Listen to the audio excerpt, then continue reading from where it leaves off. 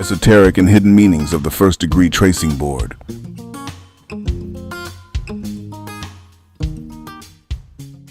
He who enters the lodge in quest of light should leave all his previous learning behind him and loose the shoes of personal opinion from off his feet. He should think of himself as a child and as being taken into a world of new sights and sounds, and where new ideas and even different logic obtain from those with which he has previously been familiar, and where he must begin to recast his ideas and his life.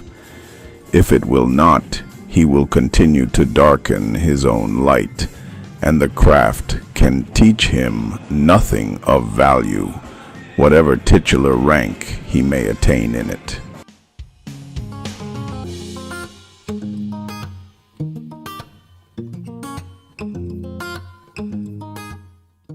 Introduced into Freemasonry in the late 18th century as training devices, tracing boards were, still are, and we trust will ever be, intended to help candidates to master the intricate symbolism that features in the initiation rituals for each degree. Their origin can be traced back to the days when the practice was for the master of the lodge to sketch designs on the lodge floor in chalk to illustrate the point he was making in his lectures to the brethren. Then came floor cloths, and finally, when lodges started to acquire permanent premises, tracing boards themselves.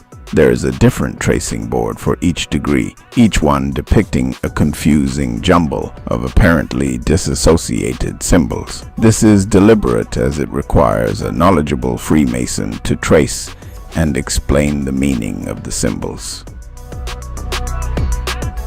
Brethren, the usages and customs of Freemasonry, namely our signs and symbols, our rites and ceremonies, have ever borne a near affinity to ancient mystery schools and secret societies, including those of the Greco-Romans, Chaldeans, Druids, Essenes, Cathars, Rosicrucians, alchemists, and the guilds of the medieval stonemasons.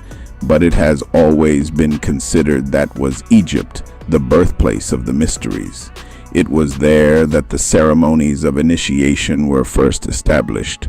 Their magi, philosophers and priests, like ourselves, were accustomed to communicate with each other by signs and symbols, and unwilling to expose the knowledge within to vulgar eyes, concealed their peculiar tenets and principles of polity and philosophy under certain hieroglyphical figures. They, as we do, imparted their lessons of wisdom and their legendary lore to those alone, who, bound by oath to never reveal them, were initiated into their institutions of instruction, and even then, only after due trial, certain periods of probation, and in accordance with merit and ability.